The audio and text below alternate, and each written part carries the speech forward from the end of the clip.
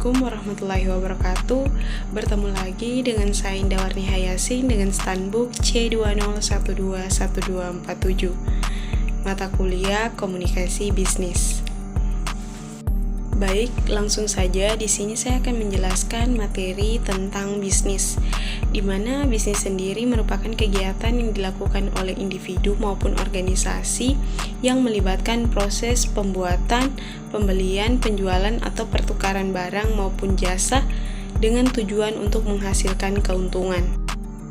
Di sini saya memilih jenis bisnis agraris, di mana dalam jenis ini terdapat contoh bagian. Yang pertama yaitu bercocok tanam padi di sawah, yang kedua perusahaan kebun kelapa sawit, yang ketiga budidaya tanaman obat atau herbal, dan yang terakhir perkebunan sayur organik.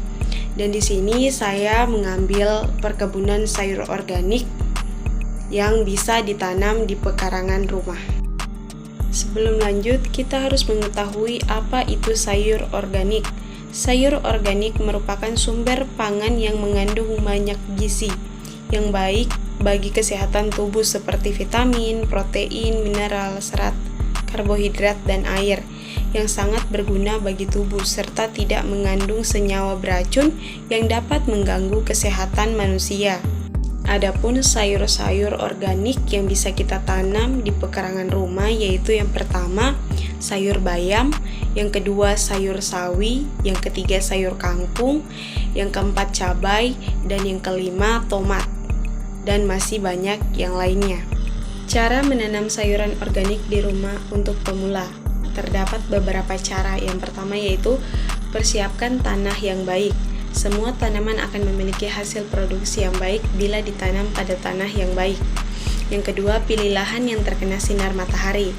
Menanam sayuran secara organik lebih baik dilakukan pada lahan yang mendapat sinar matahari penuh. Yang ketiga, memilih tanaman yang tepat. Agar tanaman sayuran organik berhasil, lakukan riset untuk mengetahui jenis sayuran dan jenis sayuran mana yang paling tepat untuk ditanam pada pekarangan rumah kalian.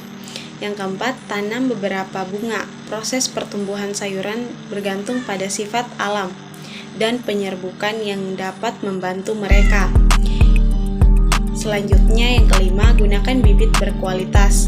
Cara menanam sayuran agar berhasil dalam membeli yaitu dengan cara membeli bibit-bibit organik yang sudah bersertifikat tanpa menggunakan pestisida atau bahan kimia lainnya. Yang keenam, buat kompos dan mulsa sendiri. Salah satu hal terbaik dalam menanam sayuran organik yang dapat kamu lakukan adalah menyediakan bahan organik seperti kompos. Kompos sendiri dapat membantu tanah untuk mempertahankan kelembapan sebagai nutrisi tanaman dan cacing serta mikroba yang bisa membantu memperbaiki tanah. Kamu dapat membuat kompos sendiri dengan cara mencampurkan daun, potongan rumput, dan sampah rumah tangga seperti kulit telur dan bubuk kopi ke dalam satu tumpukan. Yang ketujuh, mengetahui arah angin. Rumahmu termasuk daerah yang memiliki angin yang kencang? Jika iya, sebaiknya perhatikan posisi kebun dan cobalah untuk membuat pertahanan sendiri, seperti membangun pagar tanaman, dinding, teras, atau struktur lain, agar efek angin kencang tidak mempengaruhi tanaman sayuran kamu. Yang terakhir yaitu membangun bendengan.